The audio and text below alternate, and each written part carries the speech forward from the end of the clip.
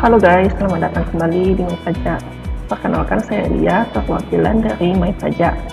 Nah, hari ini kita akan membagikan video perihal bagaimana cara pelaporan SPT tahunan orang pribadi yang menggunakan form 1770S. Namun kali ini kita khususkan kepada wajib pajak yang memiliki bukti potong itu selama 1 tahun lebih dari 1 lembar bukti potong guys. Nah, kita langsung ke topiknya saja ya. Nah, langkah-langkah yang perlu dipersiapkan dalam pelaporan SPT tahunan itu adalah: pertama, kita wajib memiliki akun DJP online. Kedua, persiapkan bukti potong yang telah kita peroleh dari pemberi kerja guys. Nah, setelah itu kita persiapkan kartu keluarga, kita persiapkan total harta dan total hutang kita per 31 Desember tahun sebelumnya. Nah, setelah kita mempersiapkan poin 1 dan poin 4, kita boleh melanjutkan dalam pengisian SPT tahunan kita guys. Nah, dalam pengisian SPT tahunan akan diketahui bahwasanya nanti kita akan kurang bayar. Nah, apabila terjadi kurang bayar, maka kita wajib mempersiapkan ID billing. Setelah kita mempersiapkan ID billing, dengan ID billing tersebutlah kita bisa bayarkan pajak kita ke bank. Setelah pembayaran pajak, kita boleh lanjutkan dalam pelaporan pajak. Nah, kita lanjutkan ke poin pertama dulu ya guys, dengan harus memiliki akun DJP online. Nah, akun DJP online yang dimaksud adalah dengan kita memasuki website djponline.pajak.go.id. Nah, bagi teman-teman yang belum memiliki akun DJP online, nanti linknya kita share di sudut kanan atas ya guys, bagaimana cara registrasi akun kalian ke DJP online. Nah, kita lanjutkan dengan contoh bukti potong yang kita maksudkan. Bukti potong yang kita masukkan adalah form 1721A1 guys. Nah, kira-kira contohnya adalah seperti ini. Apabila dalam 1 tahun kalian bekerja di 3 perusahaan berbeda, maka bisa diasumsikan kalian akan memiliki 3 lembar bukti potong gitu.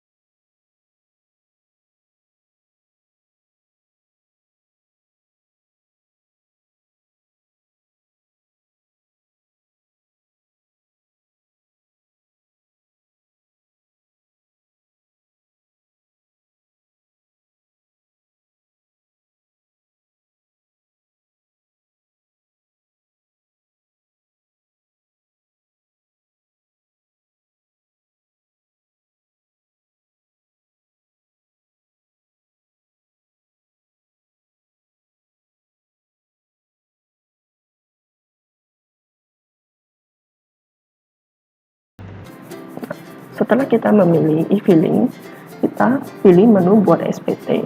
Nah, di dalam menu buat SPT akan muncul beberapa pertanyaan guys. Seperti pertanyaan pertama, apakah Anda menjalankan usaha atau pekerjaan bebas? Tentunya Anda bukan kan, karena kalau misalnya Anda merupakan pemilik usaha atau pekerjaan bebas, tentunya Anda tidak akan memiliki bukti potong 1721A1 guys. Oke. Nah, contoh menjalankan usaha itu ya berarti kita seorang wirausaha. Untuk pekerjaan bebas itu misalnya kita itu adalah seorang dokter, seorang notaris gitu. Nah, Pertanyaan kedua, apakah Anda seorang suami atau istri yang menjalankan kewajiban perpajakan terpisah atau pisah harta? Nah, untuk kali ini adalah tutorial bagi kawan-kawan yang masih single ya guys. Nah, kita lanjutkan ke pertanyaan ketiga ya guys. Pertanyaan ketiga adalah apakah penghasilan bruto yang Anda peroleh selama setahun kurang dari 60 juta rupiah? Nah, kita pilih tidak ya guys. Tapi Mbak, saya memang 1 tahun tidak mendapatkan penghasilan bruto itu lebih dari 60 juta. Benar. Tapi kalau misalnya bukti potong kalian lebih dari 1 lembar selama 1 tahun, maka kalian wajib memilih tidak guys. Karena kalau misalnya kalian memilih iya, kalian memakai form 1770SS. Sedangkan kalau misalnya bukti potong kalian lebih dari 1 lembar selama 1 tahun, kalian wajib memakai form 1770S gitu. Jadi untuk pilihan nomor 3 ini kalian pilih tidak ya guys. Nah, lanjut ke pertanyaan keempat.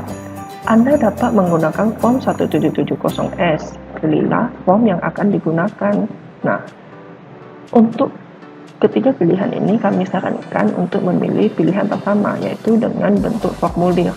Nah, setelah 4 pertanyaan ini dijawab, kalian boleh menekan tombol SPT 1770S dengan formulir. Nah, perlu diketahui ya guys, tutorial kali ini adalah dikhususkan bagi wajib pajak yang tidak memiliki saham, tidak memiliki obligasi, tidak memiliki penghasilan selain bekerja di tempat pemberi kerja yang memberikan bukti potong 1721A1, lalu tidak membayar zakat gitu. Yang poin kelima ini adalah kelebihan ya guys, sorry guys. Nah, kita lanjutkan. Setelah tadi kita menekan tombol form 1770S dengan formulir, maka tampilan akan muncul seperti ini guys. Untuk tahun pajak kita pilih, berhubung ini adalah tahun 2021, maka kita pilih tahun pajak 2020. Status SPT yang dimaksudkan ada normal dan pembetulan. Nah, untuk pertama kali kita melaporkan, kita memilih normal guys. Nah, pembetulan itu digunakan untuk apa dong Mbak? Pembetulan itu digunakan apabila setelah kalian melaporkan SPT tahunan kalian dengan status normal, lalu kalian ingin membetulkan karena ada salah pengetikan atau salah pelaporan guys gitu. Jadi kalau misalnya kalian ingin merevisi laporan SPT kalian yang telah kalian laporkan untuk kedua kalinya atau selanjutnya, kalian boleh memilih menu pembetulan gitu. Nah, setelah kalian isi halaman pertama, kalian boleh memilih menu selanjutnya. Nah, setelah memilih menu selanjutnya akan muncul notifikasi seperti ini guys. Ini adalah notifikasi yang menyampaikan bahwasannya apabila kita menekan iya, maka bukti potong yang dipotong oleh pemberi kerja, maksudnya begini, kita kan ada menerima bukti potong dari pemberi kerja gitu. Apabila kita memilih pilihan iya, maka bukti potong tersebut akan otomatis muncul ketika kita mengisi SPT tahunan guys. Jadi kita tidak perlu mengisi bukti potong kita secara manual ke sistem gitu. Nah, apabila kita memilih tidak, maka kita wajib mengisi bukti potong kita secara manual. Jadi untuk notifikasi ini kita sarankan untuk memilih iya agar mempermudah kita sendiri dalam pelaporan SPT tahunan juga gitu. Nah, setelah kita memilih menu iya, akan muncul tampilan seperti ini. Nah, sebenarnya halaman kedua ini ada 4 bagian guys gitu. Jadi untuk mempermudahnya coba kita klik bagian A nya, jadi tampilannya akan full. Jadinya seperti ini guys gitu. Jadi ada 4 bagian, bagian A, bagian B, bagian C, bagian D. Nah, yang perlu kita isi hanyalah bagian B, bagian C, bagian D.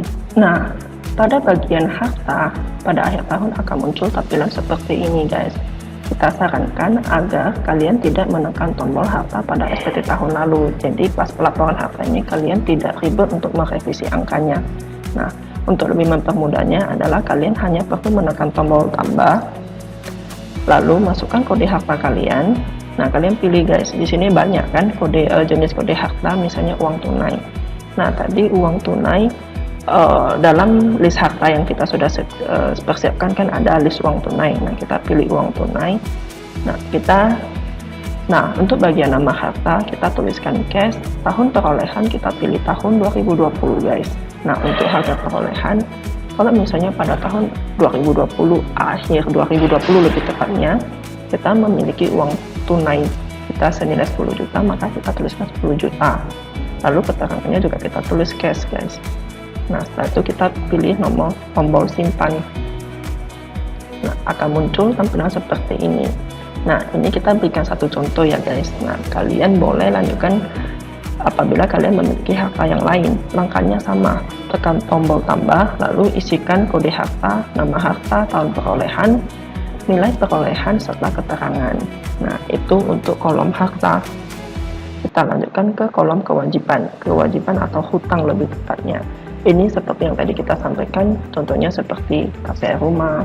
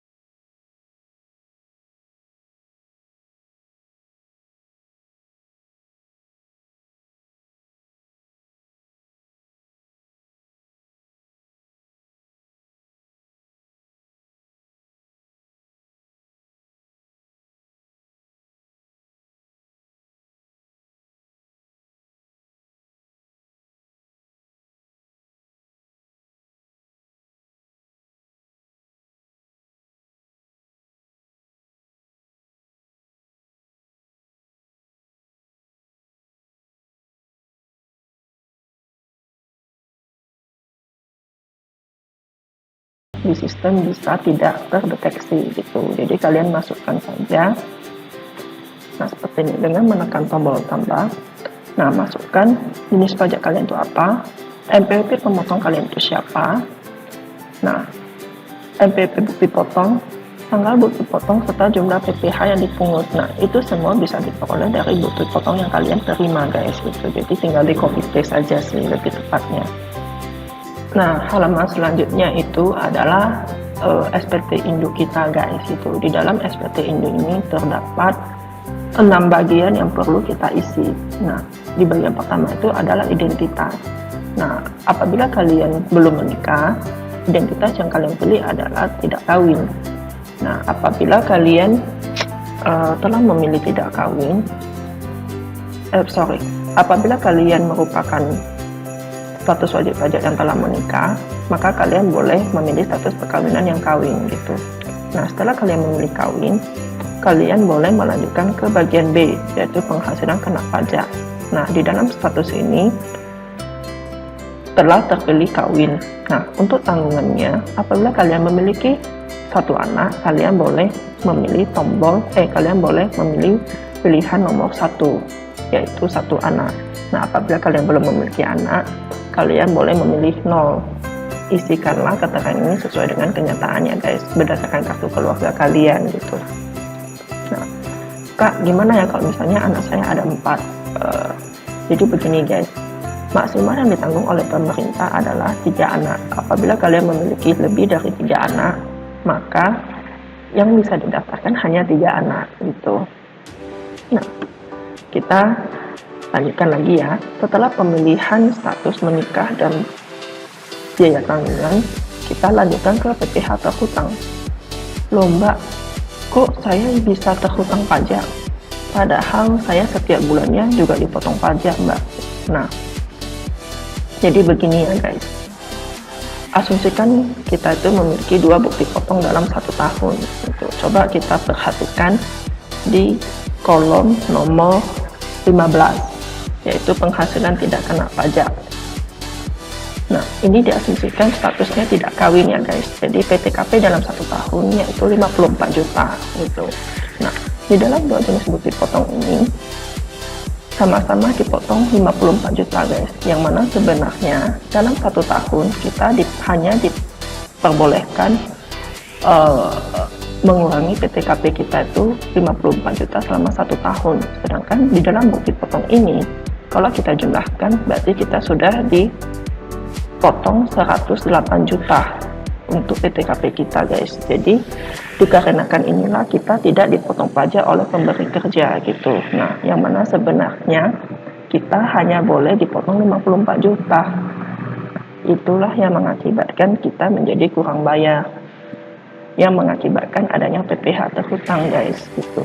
Jadi mbak, ini saya mesti bayar gitu ya teman-teman, kita wajib bayar sih, karena memang penghasilan yang kita peroleh sudah melebihi PTKP gitu. Nah, untuk selanjutnya kita boleh memilih kolom ke kurang bayar. Nah, di dalam menu ini ada pilihan belum dan sudah bayar gitu. Nah, bagi teman-teman yang ingin langsung bayar, kita boleh memilih belum, lalu menekan tombol buat kode ID billing. Nah, apabila kalian sudah bayar, kalian boleh menekan sudah, lalu boleh laporkan NTPN-nya dengan menekan tombol tambah guys. Nah, jenis pembayaran kalian pilih NTPN. Nah, untuk NTPN-nya nomornya berapa, biasa setelah melakukan pembayaran akan diberikan oleh pihak bank secari kertas. Nah, di secari kertas itu akan tertulis NTPN-nya berapa guys, termasuk tanggal pembayaran dan jumlah pembayarannya berapa. Setelah itu klik simpan. Nah, kita lanjutkan ke kolom pernyataan.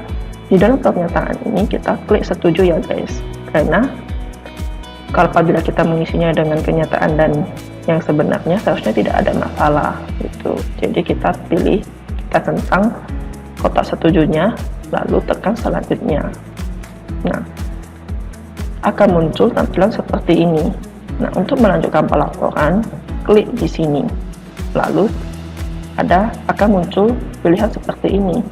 Pilih media pengiriman kode verifikasi kalian guys. Nah, kalian mau by email atau by SMS gitu. Dicek dulu apakah email yang tertera di layar ini masih aktif atau tidak, dan dicek juga apakah nomor HP yang tertera di layar ini masih aktif atau tidak.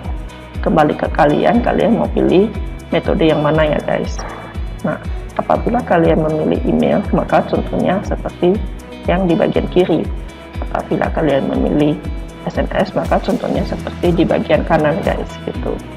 By email maupun by SMS, masukkan kode verifikasinya ke kotak ini, lalu kalian boleh melanjutkan dengan menekan tombol kirim SPT.